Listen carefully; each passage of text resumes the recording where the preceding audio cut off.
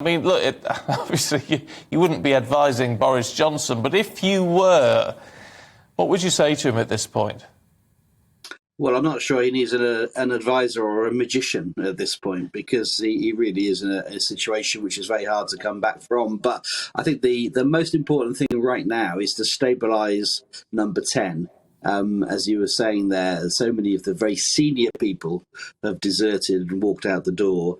I suspect there will be more. I mean, this will go to double figures, I would think. And you can't run number 10 without lieutenants around you. There is just so much work going on, so much paperwork flying in and out, internationally and nationally. And so you just have to have an operation at the heart of it. And all of his effort, of course, is being dedicated to shore up his own position with his MPs. So I don't know who's running the country, frankly. So you've been a special advisor. What will his special advisors be advising him to do right now?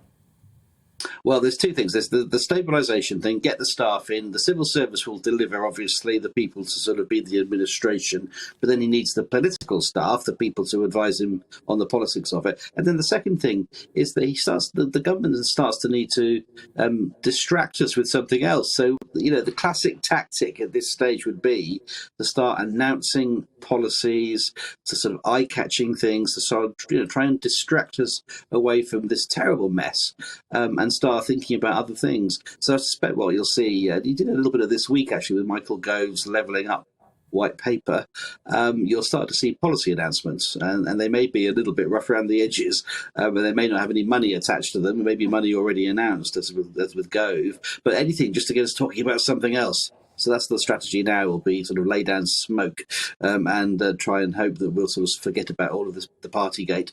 Now, whether it will work or not, I don't know, and I'm very doubtful that it will, because I think there is now a trajectory that Boris is on, which means he will be leaving number 10. Maybe not today, Anne, but maybe, this year. I mean, there's a lot of sympathy for him in many respects. Seb's been in touch and said the more Boris is attacked, the more I have sympathy for him. It's starting to look like coordinated efforts to remove him by his political opponents. I mean, be non-partisan for us, if you can. Is he a Prime Minister who is actually leading? Is he leading government, or is he more of a figurehead at the moment? Well, I have some sympathy with the view that people are sort of thinking, "Oh, poor Boris," and you have to understand the politics of this, which is that he did win an election only a couple of years ago with a massive majority. So there is a huge reservoir of support for him in the country, and he's got a big parliamentary majority. So in that sense, he's in a strong position. But in the reality of this is that as your trust and your reputation is tarnished in the way that it has been, it's very hard to carry on. And once the reservoir the dam starts to crack, the water starts flowing out, it tends to get bigger and bigger. So we've seen these letters dribbling in from MPs with no confidence in him, and we're nowhere near the 50-odd it needs. But again, that will just keep on accumulating. There'll be more resignations. There'll be more scandals. There is, of course, a photograph now in the media this morning of Boris holding a can of beer at a party, which only a few weeks ago he was telling us that hadn't even taken place, never mind that he was at. So he's now drinking on the job. There's photographic evidence.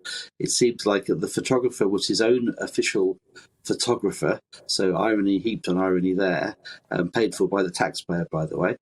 So I just think his troubles keep accumulating to the point where you just can't carry on. But are they significant problems? I mean, because on that very point, Catherine's been in touch about the beer, the can of Estrella. Disgusting, she says. The PM is photographed drinking beer. Really? Journalists are running around like rats trying to find dirt. Sack them, not the PM. Well, the photographer was employed by Boris, so it's not exactly a long lens in a bush somewhere. I mean, this is the official Downing Street photographer. And it's supposed to be to make him look good, So in fact, what it shows is that he was drinking at a party that he claimed he didn't know about. So it does add to the, obviously journalists are looking for this stuff now, but it is coming out through the Sue Gray report. I mean, this is again an officially sanctioned report coming out from the evidence that she had accumulated by just talking to the people in and around number 10. So it just adds every day, almost hour by hour. I mean, you've been reporting it here on GBNews. Almost hour by hour, there's another scandal, another photograph, another resignation, someone else from Number 10 walking out, and there is a tipping point at which you just simply can't carry on. So I suspect they will want to get Boris through the local elections in May, through the summer.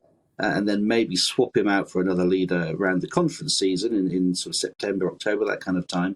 And maybe even then a general election in the spring next year. And I think there'll be a timetable now where they'll negotiate with him to give him as easy a departure as possible with as much honour as possible.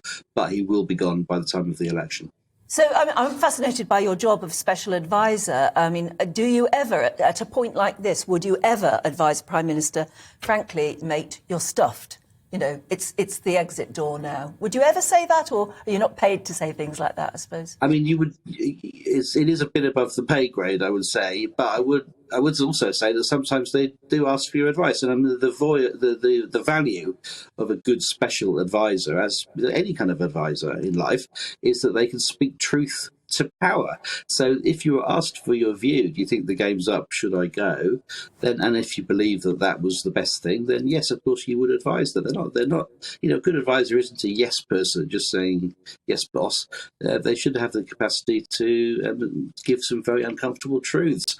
And there are lots of uncomfortable truths around at the moment, aren't there? Let's face it. So, and of course the advisors that have resigned, it's because their advice was ignored. So they did give advice on certain aspects. They were told no, and then they've walked as a result. So yeah, sometimes that's exactly what you have to do. What's your reading on that, Paul? Because I mean, obviously, it's very easy to. I mean, it's a great headline of 5 people have left Number 10.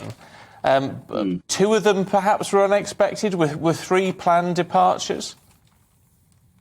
Well, that's the spin, isn't it? And again, it's when your girlfriend checks you and say, "Well, I didn't want to get out with you anyway." It's the sort of idea that, well, we meant this somehow. This chaos was planned, and certainly there was a sort of mooted departures of some of the senior figures, Dan Rosenfeld, for example. But I think the fact that they're writing these very inflammatory letters of resignation.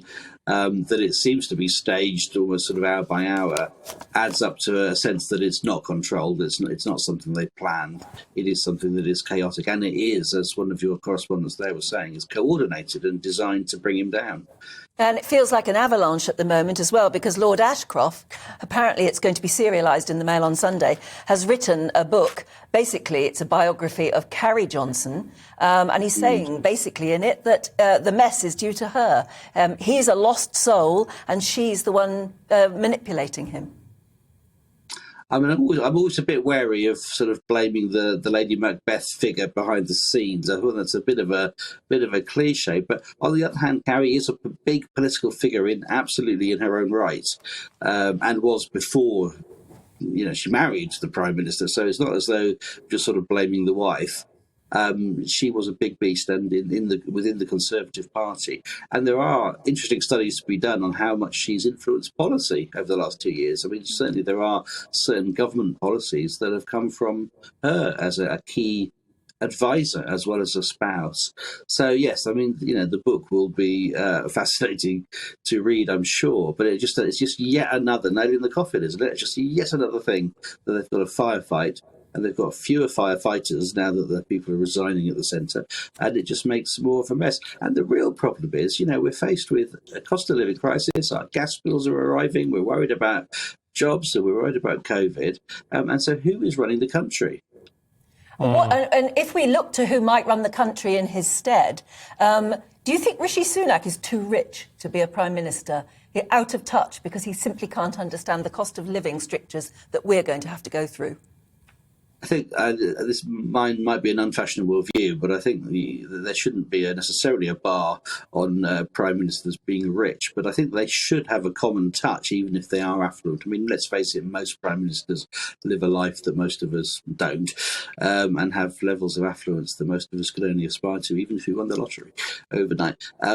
But they do need to have a common touch. They do need to have a feel for what's going on. And I think the problem with Rishi is that he's so stratospherically rich and and has a sort of a lifestyle that is so beyond our ken. I think that he is out of touch, and at the moment he's a sort of bit of an unknown quantity, even though he is the Chancellor. But once the spotlight starts to shine on him, now, do you remember a couple of years ago, or maybe a year ago, he had a electronically heated mug, didn't he, to keep his coffee hot? And somebody worked out, they went online and looked it up, and it was over £100, I think. It was something ridiculous. Nobody would ever spend on a mug. And I think there's more of that sort of stuff to come out, except with bells on. So I think we'll see more attacks on him.